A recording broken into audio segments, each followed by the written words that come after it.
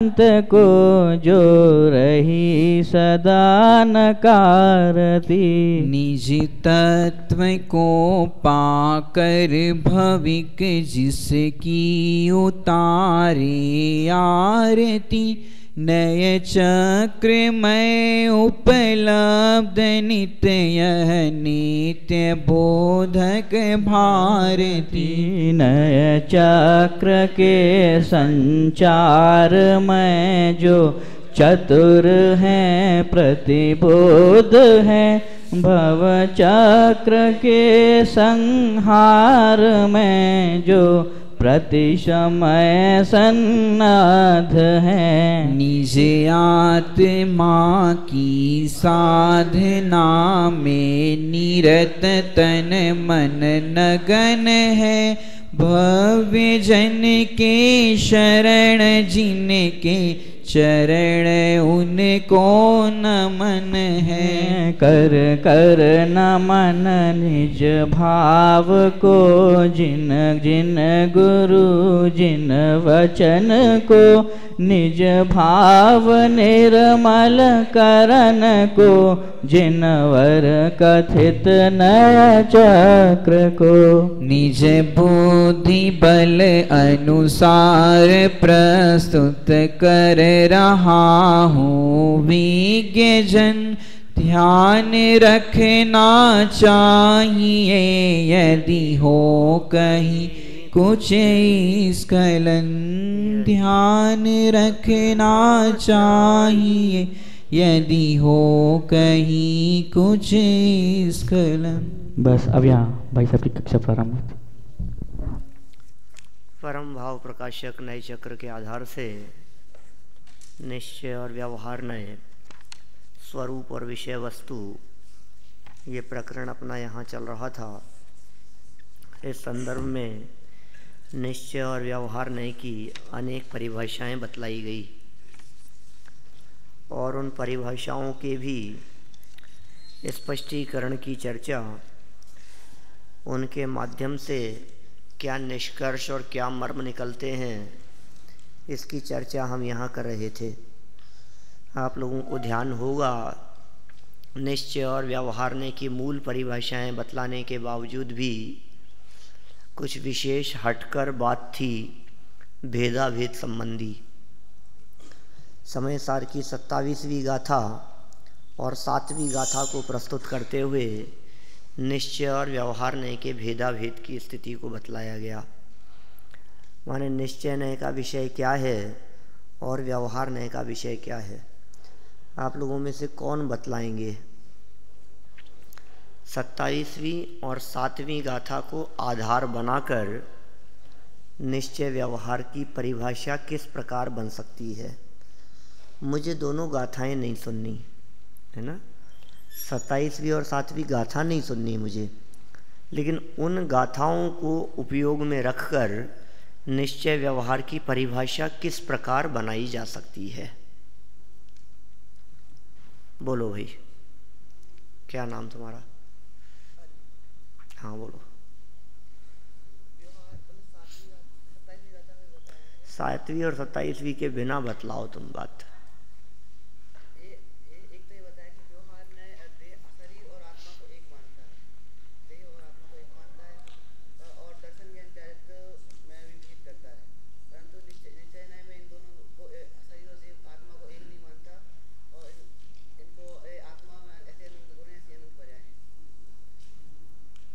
बैठो नीचे। और कौन? बोलो।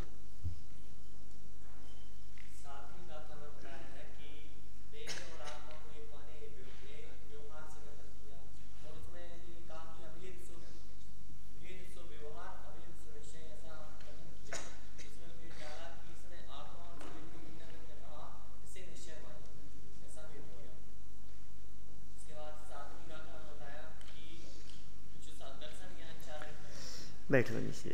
देखो तुम जो बातें बतला रहे हो ठीक है, मुझे कोई दिक्कत नहीं है, मुझे तो 3 लाइन में निष्कर्ष बतला दो। वो जो पूरा प्रकरण था उस पूरे प्रकरण का सार क्या था? जब तुम गाथा का नाम लेकर के बात करोगे तो उस निष्कर्ष को बतला ही नहीं पाओगे। क्यों? क्योंकि फिर दोनों में अलग अलग बतलाओगे तो 3 की जगह 6 लाइनें हो जाएगी। जब तुम्हारे को जवाब 3 लाइन में देना है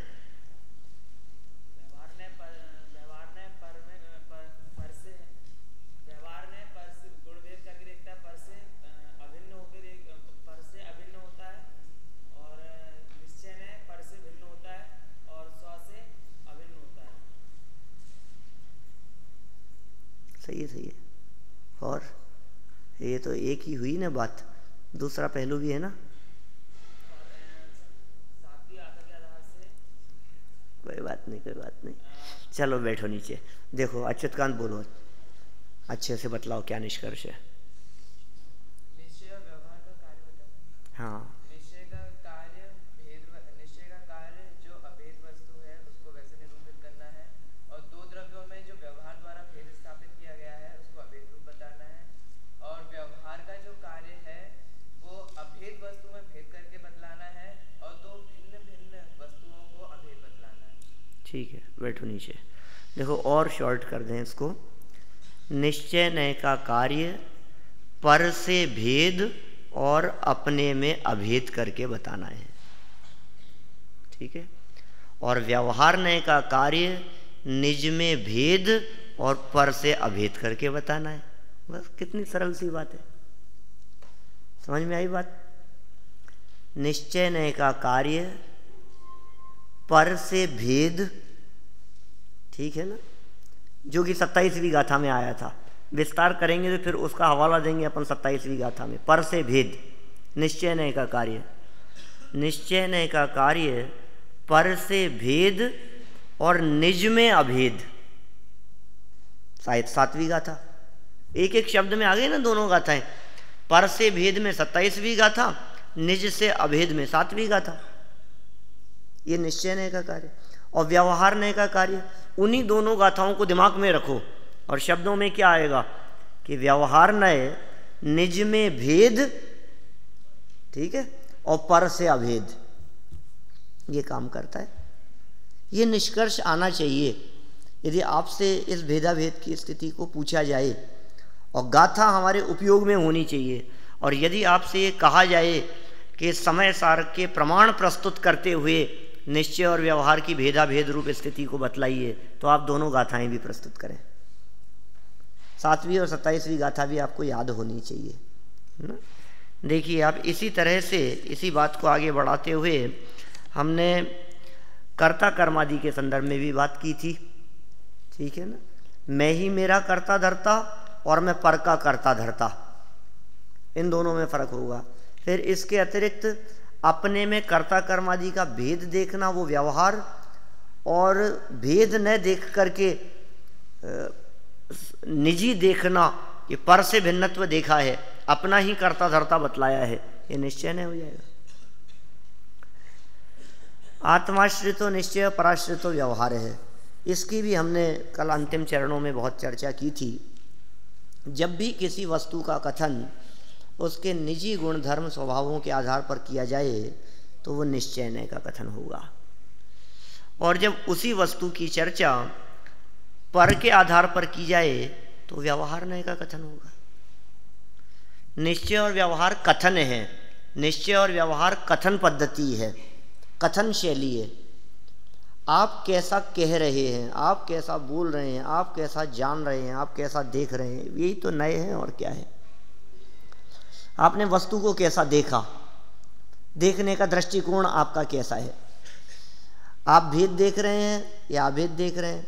आप वस्तु का कथन कर रहे हैं तो उसकी व्यक्तिगत चीज़ के आधार पर कर रहे हैं कि दूसरे के आधार पर कर रहे हैं। कल हमने बहुत उदाहरणों के आधार पर इसकी बात की थी। मैं शास्त्रीय उदाहरणों के आधार पर यदि आपसे बात करूं तो मैं कह सकता हूं कि समझ लीजिए आप, जैसे धर्म द्रव्य और अधर्म द्रव्य। अभी आपसे इतनी सरल सी बात पूछी जाए कि धर्म द्रव्य किसे कहते हैं, बोलो प्रियम, धर्म द्रव्य किसे कहते हैं? उसे धर्म द्रव्य कहते हैं। मैं कहता हूं ये परिभाषा कौन से नय से है, निश्चय नय से या व्यवहार नय से? परिभाषा तो बाल बोध पढ़ने वाले भी बता सकते थे, है ना? क्यों? सकारण जवाब दीजिए। हाँ, ये जो धर्म द्रव्य का कथन किया है, बैठो, ये धर्म द्रव्य का कथन पर की अपेक्षा से किया है। हमें बतलाना है धर्म द्रव्य को। पराश्रित कथन किया कि धर्म द्रव्य किसका नाम? जो स्वयं चलते हुए जीवों और पुद्गलों को चलने में सहयोगी हो।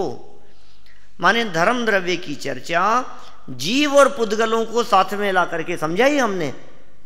पराश्रित कथन हुआ ये व्यवहार का कथन है। ऐसे ही धर्म अधर्म द्रव्य की चर्चा, आकाश की बात, सकल द्रव्य को वास जास में सो आकाश पिछानो, काल की चर्चा जो सब द्रव्यों के परिणमन में निमित्त हो, अधर्म द्रव्य जो स्वयं स्थिति गमन पूर्वक स्थिति करते हुए जीवों और पुद्गलों के ठहरने में निमित्त। ये सब व्यवहार ने से की गई परिभाषाएं हैं। निश्चय ने से क्या होगी बात कि स्वाश्रितो निश्चय, आत्माश्रितो निश्चय। आत्माश्रित कथन हो, आत्माश्रित मतलब धर्म द्रव्य की चर्चा चल रही है और उसके धर्म के जो व्यक्तिगत गुण हैं उसके अपने, जीव पुद्गल की चर्चा नहीं करो। धर्म द्रव्य की चर्चा उसके अपने गुण धर्म के आधार पर करना। माने किस प्रकार से होगी कि गति हेतुत्व लक्षण वाले को धर्मास्तिकाय या धर्म द्रव्य कहते हैं। ये निश्चय से उसकी व्याख्या है। पर की अपेक्षा नहीं आए वो निश्चय, और पर की मुख्यता से कथन कर रहे हो व्यवहार। कल हमने कितनी बात कही थी, यहाँ के मंत्री हैं, यहाँ के अध्यक्ष हैं, ये तो टोडरमल स्मारक आया करते हैं। तो किसी व्यक्ति का परिचय किसी संस्था से करना, किसी व्यक्ति का परिचय उसके पद से करना, किसी व्यक्ति का परिचय उसके रिलेशन से करना, उसके वैभव से करना, संपत्ति से करना, जितने ये सब व्यवहार कथन होगा। हम दूसरे को देख करके बात कर रहे हैं। हम कह रहे हैं कि जिस आधार पर आपने ये बात कही है ये चीज़ तो अभी है और अभी नहीं है। मैं कहता हूँ यदि जीव और पुद्गल ना चले तो क्या धर्म द्रव्य का अस्तित्व नहीं है? धर्म द्रव्य अपने आप में कुछ नहीं है क्या? जीवों और पुद्गलों के चलने से धर्म द्रव्य का अस्तित्व है। जीव और पुद्गल गमन न करें तो धर्म द्रव्य का अपना कुछ वजूद नहीं है, खुद का है ना।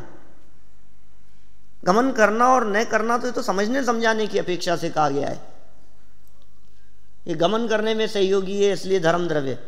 अरे हम तो ये कह रहे हैं कि जीव और पुद्गल गमन न करें, मान लीजिए, तो भी धर्म द्रव्य सदा काल अपने स्वरूप से लोकव्यापी मौजूद रहता है, अपने अस्तित्व गुण से रहता है। उसमें अपना अस्तित्व गुण है, वस्तुत्व गुण है, द्रव्यत्व, प्रमेयत्व, एवं सामान्य गुण है, अनंत गुण हैं इस तरह के जो उस धर्म द्रव्य में मौजूद हैं। द्रव्याश्रया निर्गुणा गुणा, द्रव्य के आश्रित रहते हैं ऐसे कौन? जो निर्गुण हैं, ऐसे अनंत गुण उस धर्म द्रव्य के आश्रित भी रह रहे हैं, अधर्म द्रव्य के आश्रित भी रह रहे हैं। माने उस धर्म द्रव्य में अपने अनंत गुण होते हुए भी हम उसकी चर्चा दूसरे के आधार से कर रहे हैं। समझ में? आत्माश्रित और निश्चय पराश्रित व्यवहार है। कब कथन व्यवहार का हो जाएगा? मैं कह रहा हूं आचार्य कुंद कुंद की महिमा बतलाओ, तो हमने कहा कि आचार्य कुंद कुंद ने पंच परमागमों की रचना की हैं, इतने बड़े आचार्य थे, यहाँ के रहने वाले थे और ऐसा वैसा दुनिया भर का उनका कथन करें, विदेश क्षेत्र जाकर के आए थे। तो ये सब महिमा उनकी पराश्रित हुई ना। आचार्य कुंद कुंद की महिमा विदेह के से करना ये पराश्रित कथन हो गया ना। आचार्य कुंद कुंद की महिमा समय सार से करना ये पराश्रित कथन है ना। ये उनका निजी तो नहीं है, ये चीज़ उनके जीवत्व पने में तो नहीं है। हाँ, आचार्य कुंद कुंद की महिमा उनके ज्ञान से, उनकी सामर्थ्य से, उनके 6वें 7वें गुणस्थान से, उनके वैराग्य से, उनके क्षयोपशम से, उनके आत्मार्थी पने से, उनकी दृढ़ता से किया गया प्रतिपादन उनका खुद का है, वो अपना है, निजी, वो निश्चय से कथन होगा। वो क्या व्यक्तित्व थे, उस व्यक्तित्व से कथन करना। अभी भगवान महावीर स्वामी की महिमा गाओ तो भगवान महावीर स्वामी की महिमा समूह शरण से करो। उनके इतने श्रोता थे, अरे साहब राजा श्रेणिक जैसे उनके समूह शरण में आकर के प्रश्न पूछे उन्होंने, और इतने श्रावक थे, इतनी श्राविकाएं थी, इतने केवली थे। तो पराश्रित कथन है, उनसे क्या लेना देना है।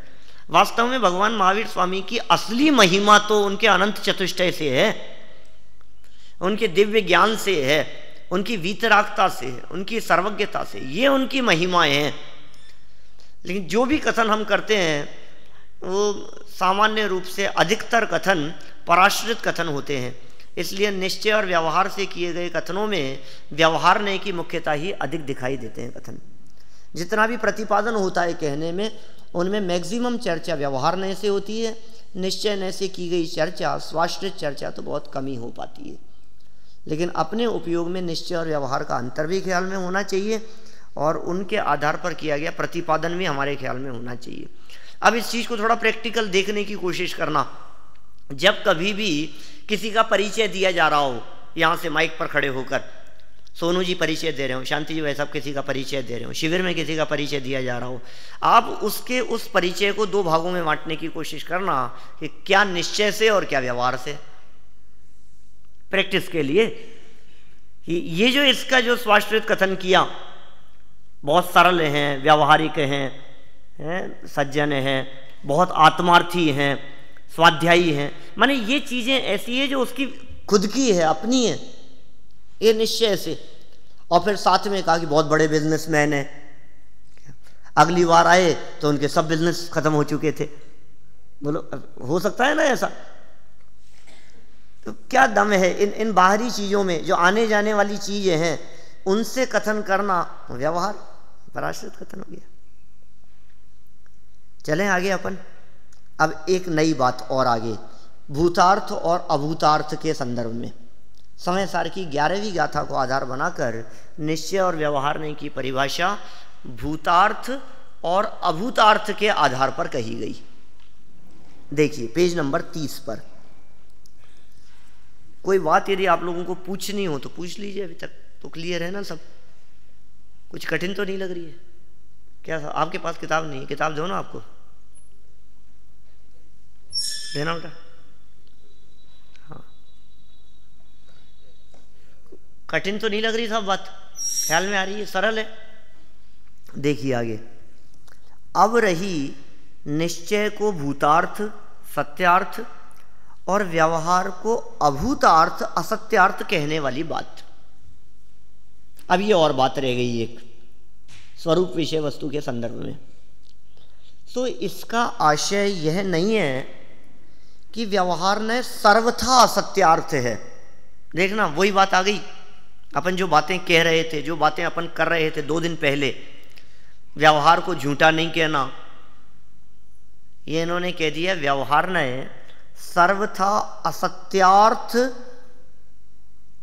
है। असत्यार्थ कहने वाली बात देखो ऐसा नहीं है। वापस पढ़ो क्या वाक्य लिखा। अब रही निश्चय को भूतार्थ सत्यार्थ और व्यवहार को अभूतार्थ असत्यार्थ कहने वाली बात। सो इसका आशय यह नहीं है। क्या नहीं है इसका आशय? कि व्यवहार ने सर्वथा असत्यार्थ है, उसका विषय है ही नहीं।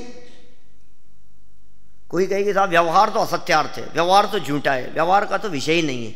ऐसा नहीं है भाई साहब, ऐसा मत मान लेना।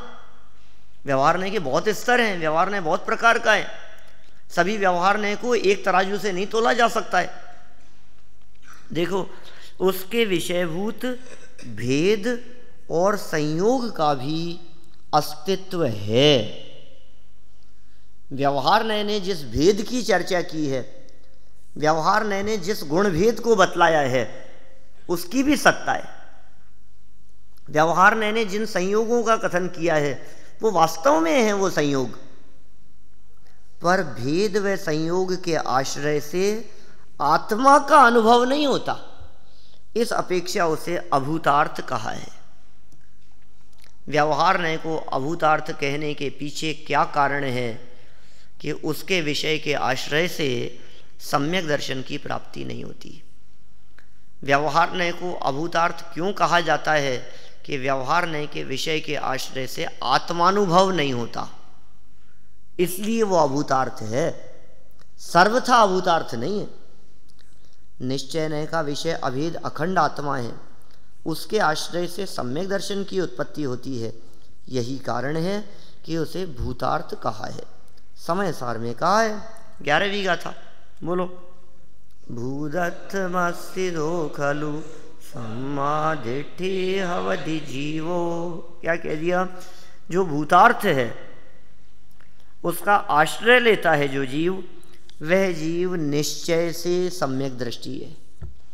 माने सम्यक दर्शन यदि प्राप्त करना है तो उसका विषय क्या होगा?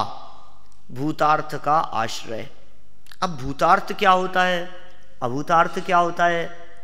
सर्वथा भूतार्थ और सर्वथा अभूतार्थ का प्रयोग क्यों नहीं किया गया? व्यवहार नय को सर्वथा अभूतार्थ क्यों नहीं कहा गया? व्यवहार नय को सर्वथा सत्यार्थ ही मान लिया जाए तो क्या आपत्ति है? सर्वथा असत्यार्थ मान लेवें तो क्या समस्या होगी? ये सब बातें अभी आने वाली है। माने इसको जब तक पूरा क्लियर नहीं कर देंगे तब तक आगे नहीं बढ़ेंगे। देखिए मैं पढ़ता हूँ थोड़ी सी बात। इस संदर्भ में कांजी स्वामी के विचार भी द्रष्टव्य है। पहले तो गुरुदेव का प्रमाण पढ़ लेते हैं अपन और फिर इन बातों का स्पष्टीकरण किया है। गुरुदेव की तो शैली थोड़ी सी भारी है ना कथन।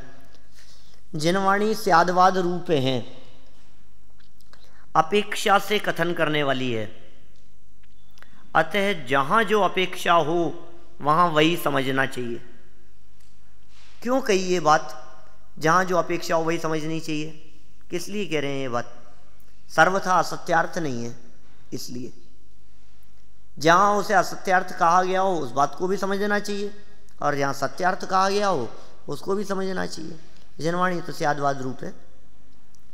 प्रयोजनवश शुद्ध नय को मुख्य करके सत्यार्थ कहा है और व्यवहार को गौण करके असत्य कहा है। त्रिकाली अभेद शुद्ध द्रव्य की दृष्टि करने से जीव को सम्यक दर्शन होता है। इस प्रयोजन को सिद्ध करने के लिए त्रिकाली द्रव्य को अभेद कहकर भूतार्थ कहा है। ठीक है, ये प्रयोजन बतला दिया। त्रिकाली द्रव्य को अभेद कहकर के भूतार्थ क्यों कहा है? उसके आश्रय से सम्यक दर्शन होता है।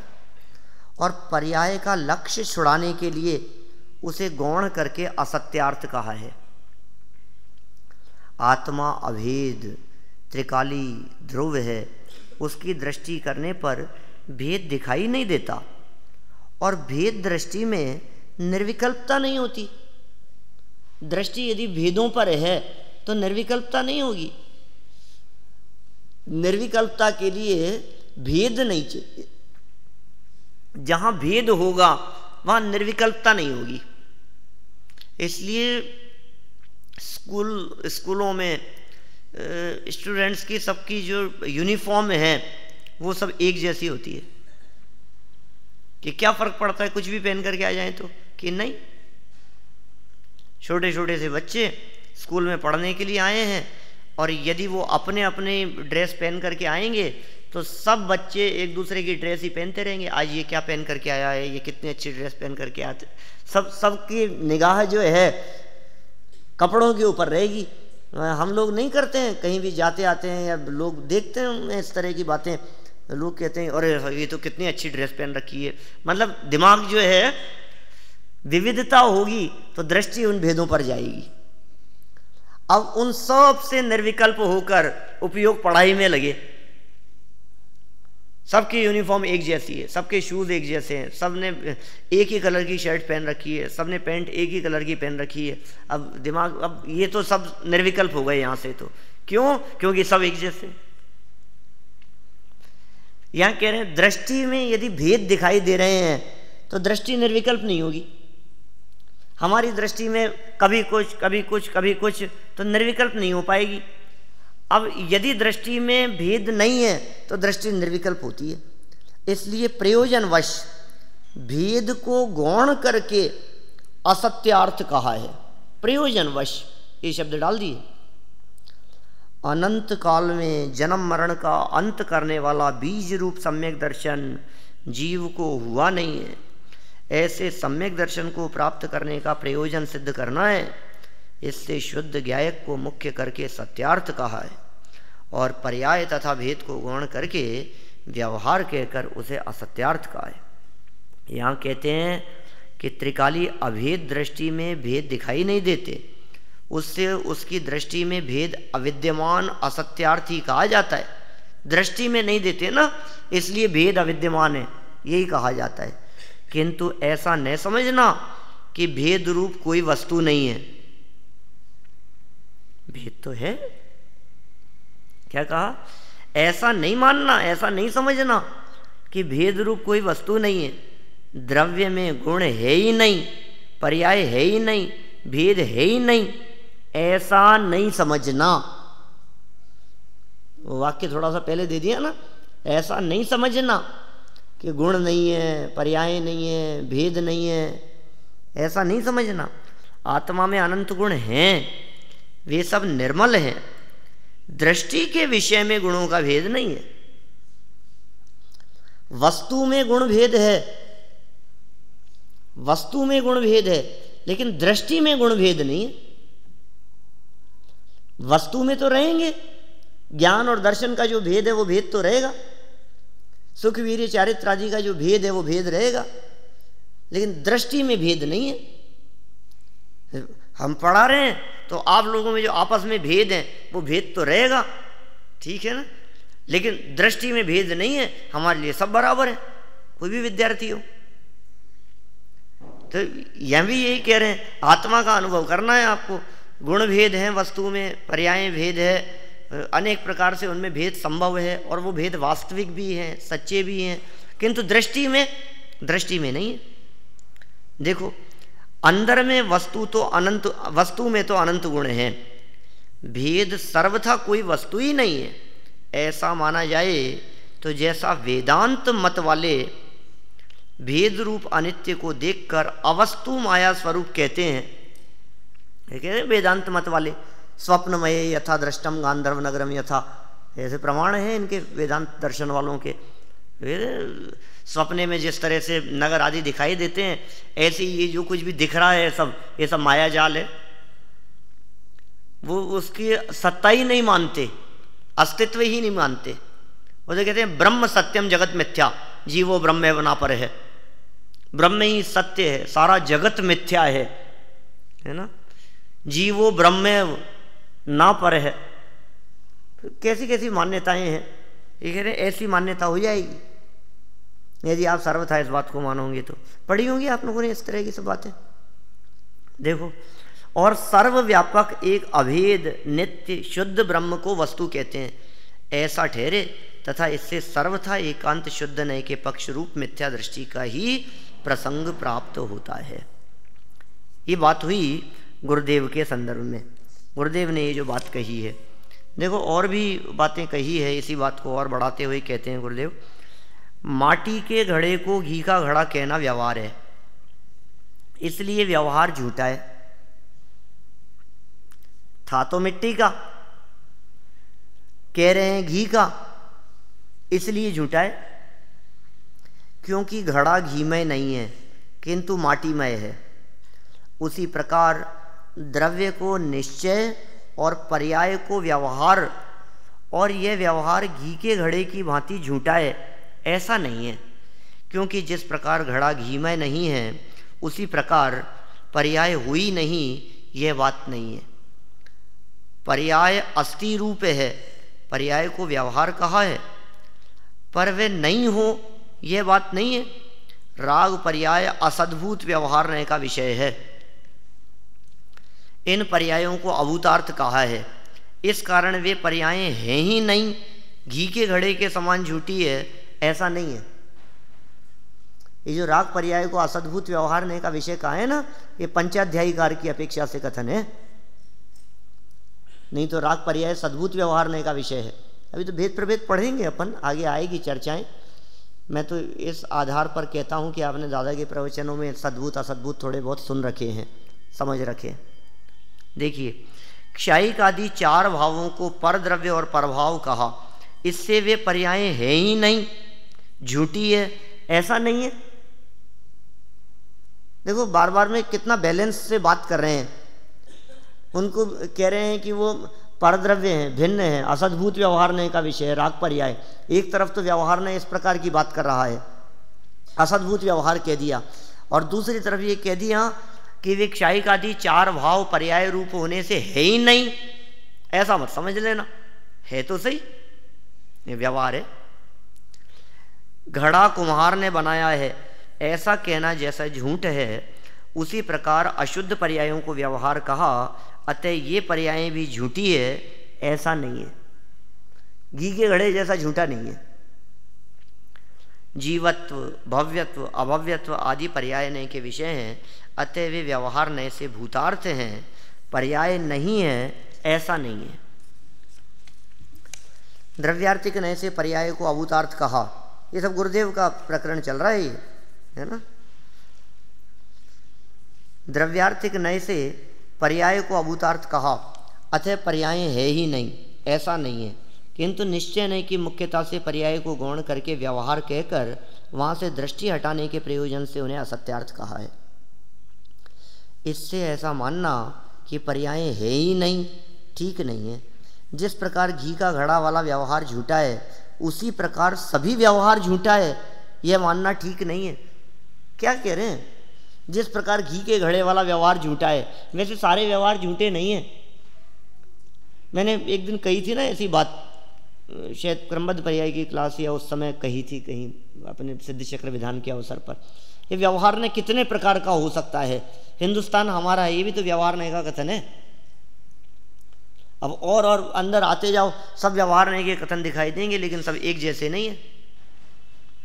हिंदुस्तान हमारा है और राजस्थान हमारा है, ये दोनों कथन तो व्यवहार के ही हैं। और जयपुर हमारा है, और स्मारक हमारा है, और शरीर हमारा है। बोलो, क्या ये सब कथन एक जैसे हैं? सब व्यवहार नहीं के कथन। शरीर को अपना कहें और हिंदुस्तान को अपना कहें, ये दोनों व्यवहार नहीं के कथन होते हुए भी इन दोनों व्यवहार नयों के वजन में कितना अंतर है? बोलो, शरीर के कुछ होता है तो हमें चिंता होती है, डॉक्टर के भागते हैं, दिखाते हैं, संभालने का प्रयास करते हैं, और हिंदुस्तान पर कुछ आंच आती है तो ठीक है, चल रहा है, सीमा पर लड़ रहे हैं। हमारी वो भाग दौड़ नहीं होती। हो सकता है हिंदुस्तान हमारा है ऐसे नारे लगाने वालों के दिलो दिमाग में कोई विकल्प भी नहीं आए कि हाँ ठीक है, हो रहा है ना, अपने को क्या टेंशन है, अपने यहाँ कोई संकट नहीं है। तो ये कह रहे हैं सभी प्रकार के व्यवहार को एक भाव तोलना उचित नहीं है। सभी प्रकार के व्यवहार झूठे ही हों ऐसा नहीं है। हम एक समान मान करके घी का घड़ा तो झूठा था, अब आत्मा में राग, अब उसको भी वैसा ही झूठा मान लोगे तो फिर राग के अभाव के लिए प्रयास क्यों करोगे? सच्चा है तो परमार्थ है। देखो, नयों का कथन जहाँ जैसा हो वहाँ वैसा समझना चाहिए। यदि ठीक तरह से न समझोगे तो विपरीतता हो जाएगी। समयसार की 14वीं गाथा की टीका में भी व्यवहार नय के विषय बद्ध स्पष्ट आदि भावों को व्यवहार से भूतार्थ और निश्चय के से अभूतार्थ कहा गया है। तात्पर्य यह है कि व्यवहार को सर्वथा असत्यार्थ न कहकर कथनचित असत्यार्थ कहा है। देखिए, ये इतना जो प्रकरण अपन ने भी गुरुदेव के आधार से पढ़ा है, इस पूरे प्रकरण में यदि हम निष्कर्ष निकाल करके कहें तो यही कहा जा सकता है कि व्यवहार नय सर्वथा असत्यार्थ नहीं है, कथनचित असत्यार्थ है। बस मूल मुद्दे की बात ये थी। सब प्रकार के व्यवहार एक जैसे नहीं है, ये मूल मुद्दे की बात थी। थोड़ी सी भाषा जटिल दिख रही थी अपने को, अब सरल भाषा में इस बात को समझाने की कोशिश कर रहे हैं। दादा अपने तर्क दे करके इस बात को सिद्ध करने का प्रयास कर रहे हैं, बहुत सुंदर तर्क दिए हैं। देखिए, व्यवहार नय को सर्वथा असत्यार्थ माने तो क्या प्रॉब्लम है? कोई व्यक्ति आपसे ये बात कहे, देखना जवाब ध्यान में रहना चाहिए। तर्क जो दिए हैं दादा ने, ये तर्क आपके दिलो दिमाग में रहने चाहिए। व्यवहार नय को सर्वथा असत्यार्थ मान लेवे हम, प्रॉब्लम क्या है? क्या मतलब है उसको सत्यार्थ कहने से? असत्यार्थ है ना, झूठा ही है, झूठा ही मान लो उसको। उसके आश्रय से सम्यक दर्शन तो होता नहीं है, अब प्रयोजन कुछ भी हो झूठा है, हम नहीं मानते उस व्यवहार नय को। कहने योग्य नहीं है, बात करने योग्य नहीं है, सर्वथा झूठा है। तो ऐसे लोगों को नियम सार के उस कथन की ओर ध्यान देना चाहिए जहां केवली भगवान का लोकालोक को जानना व्यवहार का है। देखो क्या कह रहे हैं, बहुत मार्मिक बात कही है। तर्क ध्यान रहे, आपसे पूछ लिया जाएगा, पूछा जा सकता है कभी भी कि व्यवहार नय को सर्वथा असत्यार्थ क्यों कहा गया है, सर्वथा असत्यार्थ क्यों नहीं कहा जा सकता है, और व्यवहार नय को सर्वथा सत्यार्थ क्यों नहीं कहा जा सकता है। एक कथनचित वाला ऑप्शन क्यों लगाया है आपने? देखिए, एक एक पॉइंट की बात करते हैं। व्यवहार नय को सर्वथा असत्यार्थ मानने वालों को नियम सार के उस कथन की ओर ध्यान देना चाहिए जिसमें यह कहा है कि सर्वज्ञ भगवान पर को व्यवहार से जानते हैं। व्यवहार को सर्वथा असत्यार्थ मानने पर केवली भगवान का पर को जानना असत्यार्थ ठहरेगा और सर्वमान्य सर्वज्ञता ही संकट में पड़ जाएगी। अब बोलो, हमने कहा केवली भगवान लोकालोक को व्यवहार से जानते हैं और व्यवहार झूठा है, तो इसका मतलब केवली भगवान लोकालोक को नहीं जानते। क्या अर्थ निकलेगा? व्यवहार नहीं को यदि हम कह देंगे कि झूठा है, सर्वथा झूठा मानेंगे, और नियम सार में लिखा है 159वीं गाथा में कि केवली भगवान लोकालोक को कैसे जानते हैं? व्यवहार से जानते हैं, और वो झूठा है। अब सर्वज्ञ होते हैं यानी भगवान कि नहीं, वो सर्वज्ञता भी झूठ हो जाएगी व्यवहार होने से, सर्वमान्य सर्वज्ञता संकट में पड़ जाएगी। इस प्रकार व्यवहार को सर्वथा सत्य मानने वालों को भी, क्या अब इतना जब हमने कह दिया ना कि वो सर्वज्ञता ही संकट में पड़ जाएगी, तो इसने कहा कि ठीक है साहब, असत्यार्थ मत मानो, इसका मतलब सच्चा है, भगवान सर्वज्ञ तो होते ही हैं, तो व्यवहार नहीं की बातों को सर्वथा सच्ची मान लो। तो कहा ऐसे लोगों को भी समय सार के उस कथन की ओर ध्यान देना चाहिए जिसमें व्यवहार नय से जीव और शरीर को एक कहा गया है। अब बोलो, अब क्या होगा? व्यवहार नय से शरीर और जीव को एक कहा है। 27वीं गाथा पढ़ी थी अभी अपन ने। यदि जीव और शरीर को एक कहने वाले कथन को प्रयोजनवश किया गया कथन मानकर सर्वथा सत्य मान लिया जाए तो मिथ्यात्व हुए बिना नहीं रहेगा। चैडाला में तो देह और आत्मा को एक मानने वाले को स्पष्ट रूप से मिथ्या दृष्टि लिखा है। देह जीव को एक गिने बहिरात्म तत्व मुदा है। क्या बहिरात्मा की व्याख्या? देह और जीव को जो एक मान लेवे वो बहिरात्मा है, वो मिथ्या दृष्टि है, वो तत्व के बारे में मूर्ख है। अतः यह जानना चाहिए कि व्यवहार नय के उक्त दोनों ही कथन प्रयोजनवश किए गए सापेक्ष कथन है। अतः कथनचित सत्यार्थ और कथनचित असत्यार्थ है। समझ में आए कि दोनों तर्क? व्यवहार नय को सर्वथा असत्यार्थ कहने वालों को क्या ध्यान रखना चाहिए? नियम सार की 159वीं गाथा। सर्वज्ञता व्यवहार से कही गई है। लोकालोक को जानना, अच्छा देखो, लोकालोक को जानना व्यवहार से क्यों कह दिया? केवली भगवान लोकालोक को जानते हैं, इस बात को व्यवहार नय की परिभाषाओं के ऊपर घटाओ तो कौन सी परिभाषा पर लागू होगी ये बात? बोलो शुभम। केवली भगवान निश्चय से अपने आत्मा को जानते हैं और व्यवहार से लोकालोक को जानते हैं।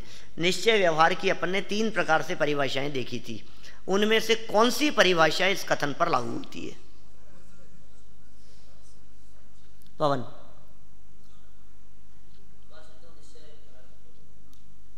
समझ में आ रही है बात? सौरभ ठीक है, बैठो। स्वाश्रित तो निश्चय, क्योंकि केवली भगवान अपने को जानते हैं, ये स्वाश्रित है, ये निश्चय नहीं से है। केवली भगवान लोकालोक को जानते हैं, तो लोकालोक पर है ना, उनकी सर्वज्ञता, उनका केवल ज्ञान, उनका दिव्य ज्ञान, उनका पूर्ण ज्ञान, उनका क्षायिक ज्ञान, उस सब को हम लोकालोक से समझा रहे हैं, लोकालोक को जानते हैं। तो लोकालोक पर होने से, पर की अपेक्षा से सर्वज्ञता को देखा, पर की अपेक्षा से उनका केवल ज्ञान देखा, ये पराश्रित कथन होने से व्यवहार है। ठीक है बात? केवली भगवान लोकालोक को जानते हैं, ये आचार्य कुंद स्वामी कहते हैं व्यवहार से। चलो अब दूसरी बात बतलाओ। यदि व्यवहार नय के द्वारा किए गए कथनों को सर्वथा सत्य माने तो क्या प्रॉब्लम है? उनको क्या ध्यान रखना चाहिए? समय सार के उस कथन को ध्यान में रखना चाहिए जिसमें देह और जीव को सर्वथा सर्वथा नहीं, देह और जीव को एक कहा गया है। ठीक है ना। अब इसको प्रयोजनवश नहीं मानो तो समस्या क्या खड़ी होगी? मिथ्या दृष्टि, चैड़ाला की पंक्ति, देह जीव को एक गिने बहिरात्म तत्वमुदाय।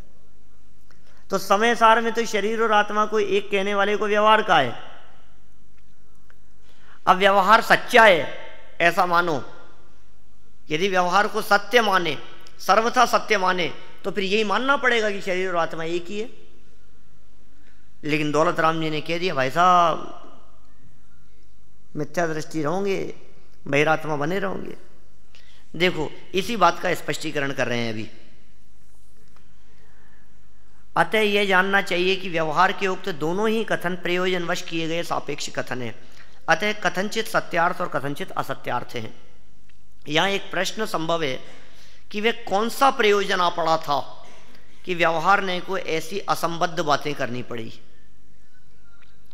इसमें असंबद्धता इस कारण प्रतीत होती है कि एक कथन, व्यवहार ने का एक कथन, केवली भगवान का लोकालोक को जानना व्यवहार से कहा है, ये व्यवहार ने का एक कथन तो सर्वज्ञता पर ही कुठाराघात करता प्रतीत होता है, और दूसरा कथन शरीर और आत्मा को एक बताने वाला होने से मिथ्यात्व का पोषक प्रतीत होता है। अब क्या करें बोलो? अब व्यवहार ने का एक कथन तो इस प्रकार का जिससे सर्वज्ञता खतरे में पड़ रही है, व्यवहार ने का दूसरा कथन इस प्रकार का जिससे मिथ्या दृष्टि बहिरात्मा होने की समस्या हो रही है। अब करें क्या? केवली भगवान का पर को जानना व्यवहार है। इस कथन का प्रयोजन तो यह बताना रहा है कि केवली भगवान जिस प्रकार स्वयं को स्वयं में लीन होकर जानते हैं, उस प्रकार पर को उसमें लीन होकर नहीं जानते, उसे मात्र जानते हैं, उसमें लीन नहीं होते। तेन कारणेन व्यवहारो बन्यते, इस कारण से व्यवहार कहा जाता है। कल भी अपन ने बात की थी ना थोड़ी सी। देखिए आप परमात्मा प्रकाश का उदाहरण प्रस्तुत किया है अध्याय 1 गाथा 52 की टीका में। यदि केवली भगवान व्यवहार ने से लोकालोक को जानते हैं तो व्यवहार ने से ही उन्हें सर्वज्ञत्व भी हो, निश्चय ने से नहीं। बोलो भगवान की सर्वज्ञता व्यवहार से है या निश्चय से है? भगवान सर्वज्ञ तो निश्चय से है भाई, अनंत चतुष्टय तो निश्चय से है भगवान के। बाकी जो और पुण्याश्रित जो उनके गुण कहे हैं, मूल गुण कहे हैं, जन्म के अतिशय, केवल ज्ञान के अतिशय, 14 देवकृत, प्रातिहार्य, उन सबको व्यवहार से कह दो। अनंत चतुष्टय तो निश्चय से ही है, सर्वज्ञता तो निश्चय से ही है। लेकिन कह रहे हैं कि लोकालोक को जानना व्यवहार यदि कह रहे हो तो उनकी सर्वज्ञता भी व्यवहार कहनी पड़ेगी। देखो जिस प्रकार तन्मय होकर स्वकीय आत्मा को जानते हैं, उसी प्रकार परद्रव्य को तन्मय होकर नहीं जानते। ये बहुत बड़ा हेतु कह दिया। इस कारण व्यवहार कहा गया है, न कि उनके परिज्ञान का ही अभाव होने के कारण, न च परिज्ञानाभावात्। यदि स्वद्रव्य की भांति, यदि स्वद्रव्यवत् तन्मयो भूत्वा परद्रव्यम जानाति तरहि परकीय सुख दुख, पर के सुख दुख को जानने से स्वयं भी सुखी दुखी और परकीय राग द्वेष को जानने से स्वयं रागी द्वेषी हो गए होते। इस प्रकार का महत् दूषण प्राप्त होता, इति महत् दूषण प्राप्नोति। इस प्रकार का महान दूषण प्राप्त हो। पर के सुख दुख को जान रहे हैं, स्वयं भी सुखी दुखी हो गए होते। पर के राग द्वेष को जानने से स्वयं भी रागी द्वेषी हो गए होते। इतनी बड़ी समस्या आएगी। इसलिए वे लोकालोक को तन्मय होकर के नहीं जानते। जानते तो हैं लेकिन तन्मय होकर के नहीं जानते हैं। देखिए इस संदर्भ में आचार्य जयसेन का कथन भी मननीय है, जो कि इस प्रकार है। सौगत मत वाले बौद्ध जन भी सर्वज्ञपना व्यवहार से मानते हैं, तब आप उनको दूषण क्यों देते हैं? लो साहब प्रश्न क्या उठाया है जयसेन आचार्य, क्या कह रहे हैं? फिर आप बौद्ध दर्शन वाले भी तो कहते हैं व्यवहार है, आप उनको तो कहते हो झूठे। आप तो उनकी दोषारोपण करते हो उनके ऊपर। आप कह रहे हो कि व्यवहार से हैं, तो ये सही है। ऐसा क्यों है ये? क्योंकि जैन मत में भी पर पदार्थों का जानना व्यवहार ने से कहा है। तो आप बौद्ध मत वालों के ऊपर दूषण क्यों लगाते हो? उत्तर, इसका परिहार करते हैं। क्या परिहार करते हैं कि सौगत आदि मतों में जिस प्रकार निश्चय की अपेक्षा व्यवहार झूठ है, उसी प्रकार व्यवहार रूप से भी वह सत्य नहीं है। देखो क्या कह रहे हैं, उनका जो झूठा कहना है ना, निश्चय की अपेक्षा से झूठ कहो तो हमें कोई ऐतराज नहीं है। जैसा निश्चय की अपेक्षा से व्यवहार झूठ है, उसी प्रकार व्यवहार रूप से भी वह सत्य नहीं मानते। आप व्यवहार से तो सत्य मानो उसको, परंतु जैन मत में यद्यपि निश्चय की अपेक्षा से झूठा है, तथापि व्यवहार रूप से वह सत्य है। ये बैलेंस है। यदि लोक व्यवहार रूप से भी उसे सत्य न माना जाए तो सभी लोक व्यवहार मिथ्या हो जाएगा, और ऐसा होने पर अति प्रसंग दोष आएगा। सारा लोक व्यवहार खंडित हो जाएगा। व्यवहार से तो सत्य मानना ही पड़ेगा कि ये किताब मेरी है, ये पेन मेरा है, ये शर्ट मेरा है, ये कमरा हमारा है, ये गाड़ी मेरी है। ये व्यवहार से तो सत्य मानना ही पड़ेगा।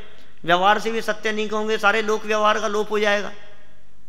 आगे भेदा भेद की चर्चा करते समय इस बात को बहुत अच्छे ढंग से खोलेंगे, उसकी चर्चा करेंगे आगे। माने वो सब इनकी उपयोगिता को सिद्ध किया है। असद्भूत व्यवहार ने उनकी उपयोगिता को बतलाया है। इसलिए आत्मा व्यवहार से परद्रव्य को जानता देखता है, पर निश्चय न से केवल आत्मा को ही। तथा आत्मा और शरीर को एक बताने वाले व्यवहार कथन का प्रयोजन यह रहा है कि जगत शरीर के संयोग में रह रहे जीव को भी जाने, अन्यथा निर्जीव भस्म की भांति सजीव शरीर को भी मसल देगा। जीवों को द्रव्य हिंसा से बचाना इस कथन का उद्देश्य रहा है। दोनों की उपयोगिता बतला दी, दोनों की सार्थकता बतला दी। माने व्यवहार नहीं के द्वारा किए गए कथन प्रयोजनवश किए गए कथन है, ये उनकी सार्थकता है। इस संदर्भ में जो प्रमाण प्रस्तुत किया है, ये प्रमाण और पढ़ लेते हैं अपन, फिर आगे और चर्चा विस्तार से कल करेंगे भूतार्थ और अभूतार्थ को आधार बनाकर। देखिए, आत्मख्याति में कहा गया है, परंतु यदि व्यवहार न बताया जाए। क्या कहा आत्मख्याति में? अमृतचंद्र स्वामी कह रहे हैं समय सार टीका लिखते हुए, 46वीं गाथा की टीका, यदि व्यवहार न बताया जाए तो परमार्थ से शरीर से जीव को भिन्न बताया जाने पर, निश्चय से शरीर भिन्न है और जीव भिन्न है, ये निश्चय से, और व्यवहार ने बताओ नहीं, तो दोनों को तुम अलग अलग ही जानोगे। जैसे भस्म को मसल देने से हिंसा का अभाव है, उसी प्रकार त्रस स्थावर जीवों को निशंकतया मसल देने कुचल देने में भी हिंसा का अभाव ठहरेगा, और इस कारण बंध का ही अभाव सिद्ध होगा। ये इतनी बड़ी समस्या आ जाएगी। आप चींटी को देख करके ये नहीं कह सकोगे कि ये जीव है। जैसे भस्म को मसल देने से हिंसा नहीं है, चींटी को मसल देने से भी हिंसा नहीं होगी। लेकिन आप कहते हो नहीं नहीं जीव है, देख करके चलो। क्यों कहते हो? क्योंकि व्यवहार ने ये कहता है शरीर और आत्मा एक है। शरीर और आत्मा को व्यवहार ने से एक नहीं कहा जाएगा तो सभी प्रकार से द्रव्य हिंसा का लोप हो जाएगा, सिद्धांत विरुद्ध बात हो जाएगी। फिर हिंसा का लोप हो जाएगा तो बंध का भी लोप हो जाएगा, संसार दशा ही नहीं रहेगी। ऐसा अनर्थ न होवे, इसलिए व्यवहार नहीं के कथन को व्यवहार की अपेक्षा से सत्य स्वीकार करना। फिर भी भूतार्थ का क्या अर्थ है, अभूतार्थ का क्या अर्थ है, इस विषय को और अच्छे ढंग से खोला है। कल अपन उसकी चर्चा अपेक्षित विस्तार से करेंगे। अभी की बात को हम विराम देते हैं। बोलो महावीर भगवान की।